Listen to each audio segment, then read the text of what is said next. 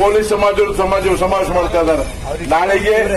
ನಾಳೆಗೆ ನಮ್ಮ ಬಂಜಾರ ಸಮಾಜ ಮೊನ್ನೆ ವೀರೇಶ್ವರ ಇವೆಲ್ಲ ಜೀವನದಲ್ಲೇ ಮಾಡಿದ್ರು ಅವರು.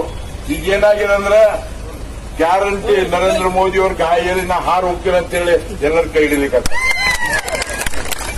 ಮತ್ತವ್ರು ಹೇಳ್ತಾರೆ ಅಭಿವೃದ್ಧಿ ಅಭಿವೃದ್ಧಿಗಾಗಿ ಓಟ್ ಹಾಕ್ರಿ ಅಂತ ಹೇಳ್ತಾರೆ. ನಾನ್ ನಿಮ್ ಸೇಡಂದವ್ರಿಗೆ ನಾನು ಕ್ವಶನ್ ಕೇಳ್ತೇನೆ. ಭಾರತ ದೇಶದಲ್ಲಿ ಸೇಡಂ ಹೆಸರು ಸಿಮೆಂಟ್ ಕಾರ್ಪೊರೇಷನ್ ಆಫ್ ಇಂಡಿಯಾ ಏಕೈಕ ಸರ್ಕಾರಿ ಸಿಮೆಂಟ್ ಫ್ಯಾಕ್ಟರಿ ಬಂದಾಗ್ಯದ. ಇವ್ರು ಯಾಕೆ ಚಾಲು ಮಾಡಿಸ್ಲಿಲ್ಲ? 10,000 ಲೇಬರ್ ಕೆಲಸ ಮಾಡ್ತಾ ಇದ್ರು. ನಾನು ಕಣ್ಣಿಲ್ಲ ನೋಡಿ. ನಾನು ಒಳ್ಳೆ ಶಾಲೆ, ಒಳ್ಳೆ ದವಾಖಾನೆ, ಒಳ್ಳೆ ಕಾಲನಿ, ಒಳ್ಳೆ ಶಿಕ್ಷಣ ಎಲ್ಲಾ ರೀತಿಯ ಅನುಕೂಲ ಆಗ್ತೈತಿ ಭಾಗಕ್ಕೆ. ಒಂದು ಸರ್ಕಾರಿ ಸಿಸಿಐ ಸಿಮೆಂಟ್ ಫ್ಯಾಕ್ಟರಿ ಬಂದಾಗ್ಯದ. ಅದ್ರ ಬಗ್ಗೆ ಒಮ್ಮನು 10 ವರ್ಷದಾಗ ಪ್ರಸ್ತಾವನೆ ಅಷ್ಟು ನಮ್ಮ ಲೋಕಸಭೆಯಲ್ಲಿ ಮಾಡಿಲ್ಲ. ಅವ್ರು ಮನ್ಸು ಮಾಡಿದ್ರೆ 2 ದಿವಸ ಮಾಡಿಸಬಹುದು.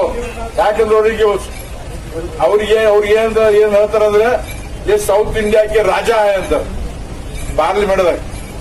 ಇವತ್ತು ಅನೇಕ ನಮ್ಮ ಎಸಿಸಿ ಶಾಬಾದ್ ಸಿಮೆಂಟ್ ಫ್ಯಾಕ್ಟರಿ ಬಂದಾಗ ಇವತ್ತು ನೀರಿನ ಸಮಸ್ಯೆ ಅವ.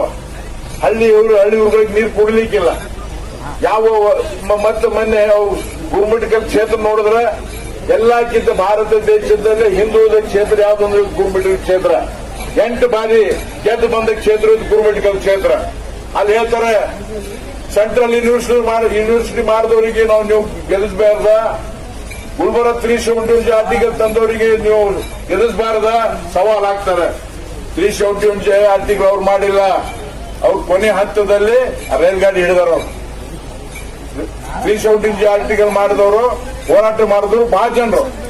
ಇವತ್ತು ಸಾಮಾನ್ಯ ನಮ್ಮ ಹೈದರಾಬಾದ್ ಕರ್ನಾಟಕದ ಹೋರಾಟಗಾರರು, ಅನೇಕ ಸಂಘ ಸಂಸ್ಥೆಗಳು, ಅನೇಕರು ಜೈಲು, ಲಾಠಿ ಚಾರ್ಜ್. ಇವತ್ತು ಹನುಮಂತರಾವ್ ದೇಸಾಯಿ, ವೈಶ್ವನಾಥ್ ಪಾಟೀಲ್ ಅವರು, ವಿಶ್ವನಾಥ್ ರೆಡ್ಡಿ ಮುದ್ನಾಳ್ ಅವರು ಮತ್ತು ಅನೇಕ ಹೋರಾಟಗಾರರು ಇದ್ರ ಬಗ್ಗೆ ಹೋರಾಟ ಮಾಡಿ ಇವತ್ತು 371 ಆರ್ಟಿಕಲ್ ತಂದಾರೆ. ಒಂದು ಲೆಟರ್ ಇದ್ರ ಬಗ್ಗೆ ಬಂದಿಲ್ಲ. ನನಗೆ 371 ಆರ್ಟಿಕಲ್ ಆಕ್ಟ್ ಮಾಡಿ ನನ್ಗೆ ವೋಟ್ ಹಾಕಂತ ಕೇಳ್ತಾರೆ. ಇವತ್ತು ನಾವು ನೋಡಿ ಬಂದು ಇವತ್ತು ಗಲ್ಲಿ ಇವತ್ತು ರೋಡ್ಗಳು ಇಲ್ಲ. ಓಪನ್ ಡ್ರೈನೇಜ್ 100 ವರ್ಷ ಹಿಂದೆ ಇರ್ತಿದ್ದು. ಇವ್ರು ಮನಸ್ಸು ಮಾಡಿದ್ರೆ ಇವತ್ತು ಕಾರ್ಪೊರೇಟ್